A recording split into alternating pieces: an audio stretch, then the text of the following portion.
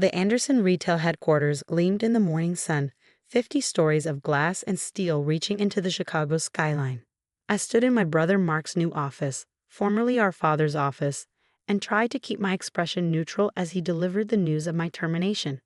My name is Sarah Anderson, and at 33, I had just watched my family's legacy, my life's work, and my revolutionary retail management system be stolen by my own brother. It's nothing personal, Sarah, Mark said, leaning back in Dad's leather chair, the same chair where our father had sat 6 months ago, before his stroke, telling me how proud he was of my innovations.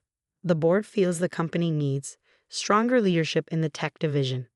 I glanced at the digital clock on his desk, 9:47 a.m. In exactly 24 hours, he would be presenting his new retail management system to the board.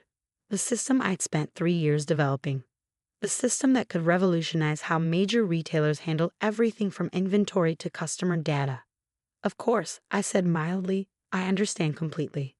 Mark's smile faltered slightly. He'd expected tears, protests, maybe even threats. After all, I was the emotional one in the family, according to him. The one who cared too much about employees, who wanted to revolutionize retail for more than just profit. Security will escort you to clear out your office, he continued, regaining his composure. Standard procedure, you understand. We wouldn't want any sensitive information leaving the building. I thought about the small camera hidden in my office plant, the one that had been recording his late-night meetings for the past 3 months. The midnight conversations with board members, the promises of increased profits if they supported his takeover, the methodical way he planned to steal my work and push me out. Of course not, I agreed. Though I'm sure you've already secured all the important files. Everything related to the new system is safely under company control, he said smugly. Your personal access has been revoked. He meant the official servers, the documented development files. What he didn't know about was the hidden backend I'd built into the system. The fail-safes I'd implemented when I first noticed files being copied late at night. Congratulations on the presentation tomorrow, I said, standing up. I'm sure the board will be very impressed. They will be, he said, then added with fake sympathy, I know this is hard, but you'll land on your feet. Maybe a smaller company would be more your speed. Somewhere less demanding. I shouldered my bag, thinking about the encrypted drive in my apartment containing footage of every meeting where he'd plotted this takeover. You're probably right. Anderson Retail might be too big for someone like me. The security guard, Jim, who'd watched me grow up in this building, gave me an apologetic look as he escorted me to my office. This isn't right, Miss Sarah, he muttered. It's okay, Jim, I said as I began packing my personal items. Everything happens for a reason. My office overlooked Michigan Avenue, the same view I'd had since joining the company fresh out of MIT. While the security guard wasn't looking, I quickly retrieved the hidden camera from the Peace Lily, Dad's gift when I was promoted to head of technology 3 years ago. Need help with those boxes, Miss Sarah? Jim asked as I finished packing. No thanks, Jim, but could you do me a favor? Could you make sure my plant gets a good home? Maybe in the security office? It needs water every 3 days. Jim nodded, understanding in his eyes. He'd been here 30 years, had seen the way things had changed since Dad's stroke.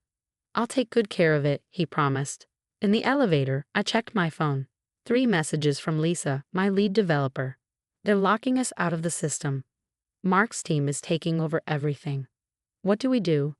I typed back, stick to the plan. See you at the usual place tonight. The lobby was busy with morning traffic, employees hurrying to their offices, unaware that the company they worked for was about to change forever. Janet, the receptionist who'd given me candy when I visited Dad as a child, wiped away tears as I handed in my security badge. This isn't what your father would have wanted, she whispered. I know, I said. But sometimes things have to break before they can be fixed properly. Outside, Chicago's spring air was crisp and full of promise. I walked to the corner where my car was parked, placed my box of belongings in the trunk, and pulled out my other phone, the secure one that even Mark didn't know about. A text from my contact at the SEC. Documentation received. Extremely interesting reading. Meeting still on for 3 p.m. Confirmed, I replied, bringing additional evidence. That evening, I sat in my apartment reviewing the video footage from the hidden camera. Mark's face glowed with triumph as he outlined his plan to various board members. Sarah's too soft for this business. The system needs a stronger hand. Think of the profit margins if we implement it my way. Of course, I developed the core concepts. I just let her handle the technical details. My laptop pinged, an alert from the hidden backend I built into the system. Mark's team was trying to modify the source code, probably removing my digital fingerprints. Little did they know that every change they made was being logged, every attempt to alter the documentation creating an unalterable record of their tampering. My phone buzzed. Lisa calling. "Everyone's in position," she reported. "The team is ready. But Sarah, are you sure about this? Once we do this." "There's no going back," I finished. "I know, but Mark left us no choice. He's not just stealing my work. He's planning to turn the system into something it was never meant to be. Something that would hurt thousands of employees, millions of customers." "Your father would be proud," Lisa said quietly. I looked at the photo on my wall. Dad and me at my MIT graduation, his face beaming with pride. He'd built Anderson Retail from a single store into a national chain, but he'd never lost sight of what mattered: the people who made it work. "Tomorrow's going to be interesting," I said. "Make sure everyone's ready." After hanging up, I walked to my home office and opened the hidden wall safe.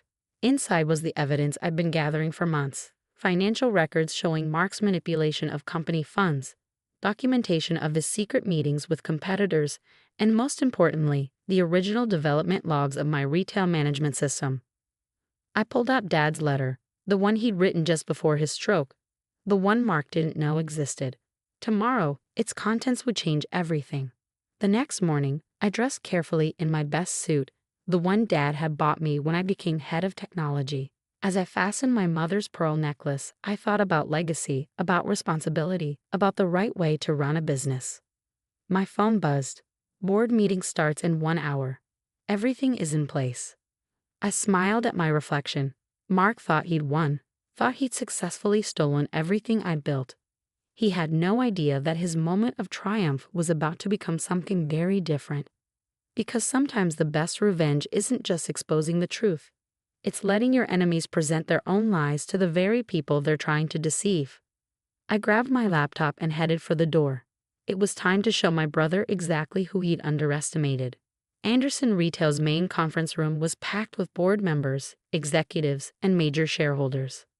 I slipped in quietly just as Mark began his presentation, taking a seat at the back where my brother's triumph would have the perfect view of its own undoing. "Ladies and gentlemen," Mark began, standing at the head of the long table in an expertly tailored suit, "today marks a new era for Anderson Retail. What I'm about to show you will revolutionize not just our company, but the entire retail industry." I opened my laptop silently, connecting to the room's wireless network. Lisa's text appeared. "Backend access confirmed. Ready when you are." "This retail management system," Mark continued, clicking to his first slide, "represents thousands of hours of development, a seamless integration of inventory management, customer data, and predictive analytics." My fingers moved across the keyboard, accessing the hidden protocols I built into the system. On the screen behind Mark, his presentation continued flawlessly. He had no idea that every click was being logged, every demonstration creating an unalterable record. "The potential for profit maximization is unprecedented," he said, warming to his theme. "By implementing aggressive data collection and dynamic pricing, we can increase margins by up to 40%. Several board members nodded approvingly. They didn't understand that what Mark was proposing would turn my system, designed to balance efficiency with ethical business practices, into a tool for exploiting both employees and customers. "Question," called out Janet Chen, one of the newer board members. "The privacy implications of this level of data collection are completely manageable," Mark interrupted smoothly. "The technical details aren't important right now. What matters is the bottom line." I pressed enter. On my screen, a message flashed. "Original documentation uploaded. Timestamp development logs active." "Let me demonstrate the system's capabilities," Mark said, turning to the main display. He clicked confidently, expecting to show a carefully curated demo. Instead, the screen shifted to show side-by-side comparisons. The original ethical design specifications I'd developed, next to Mark's modified versions showing how he planned to exploit the system. What? Mark clicked frantically, but the presentation was no longer under his control. Interesting modifications, I said, standing up.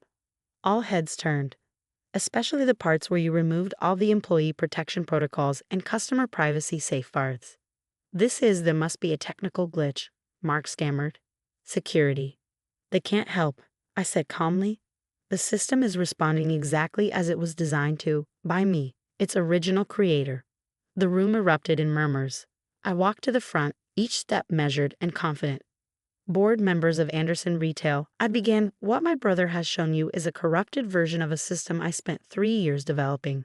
A system designed to modernize retail while protecting the rights of employees and customers. A system our father approved and supported. She's lying, Mark snapped. I developed. Really? I pressed another key. The hidden camera footage began playing. Mark in late-night meetings, plotting his takeover, admitting to stealing my work. That's illegal surveillance, he sputtered. Actually, said a new voice from the doorway, it's evidence in a federal investigation. Special Agent Sarah Torres from the SEC stepped into the room, followed by 2 colleagues. Mark Anderson, we have some questions about certain financial transactions related to this software development. Mark's face went from red to white. This is ridiculous. I am the CEO. According to company bylaws, interrupted Howard Chen, the head of the board's legal committee, your interim CEO, pending review after your father's recovery. He held up a document, a recovery that, according to his doctors, has progressed significantly. In fact, we received this letter from him this morning. I smiled, remembering Dad's face when I visited him at the rehabilitation center last week, showing him the evidence of Mark's betrayal. His hand had been steady as he'd signed the letter revoking Mark's interim authority. The original system documentation, I said, distributing tablets to the board members, shows exactly how the development proceeded.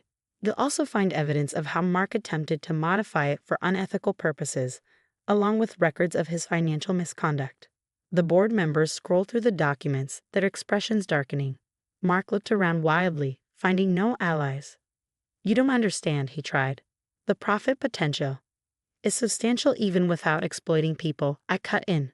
The system as originally designed would increase efficiency by 30% while improving employee satisfaction and customer loyalty. I have 3 years of test data proving it. Which is why, Howard Chen said, the board will be calling an emergency session to review leadership of both the company and this project. The next hour was a blur of SEC interviews, board discussions, and security escorting Mark from the building. I sat in Dad's office, Mark's office for such a short time, looking at the city sprawled below. Miss Sarah. Jim the security guard stood at the door. Your father's here. Dad walked in slowly, leaning on his cane, but his eyes were clear and sharp. I'd always knew, he said, settling into his old chair, that you were the one who truly understood this business. The way you built it, I said, not just for profit, but for people. He nodded. Mark never understood that. Success without ethics isn't success at all.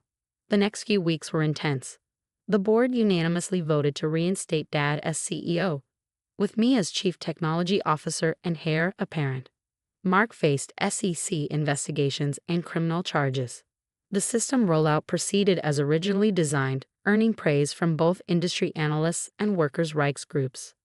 1 month after the board meeting, I sat in my new office, not Dad's, but one with an even better view of the city. Lisa knocked on the door. The first quarter results are in, she announced, grinning. Employee satisfaction up 42%.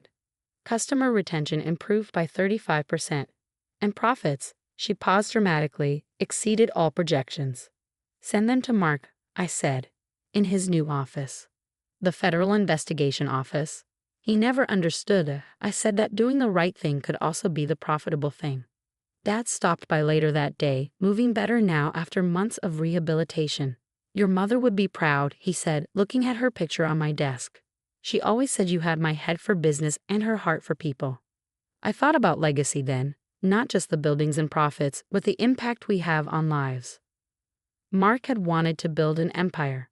I wanted to build something that mattered. Last week, I received an invitation to speak at a retail industry conference. The topic? Ethical innovation, the future of retail technology. I thought about Mark sitting in his prison cell after his conviction for fraud and corporate espionage and realized that sometimes the best revenge isn't about destroying your enemies.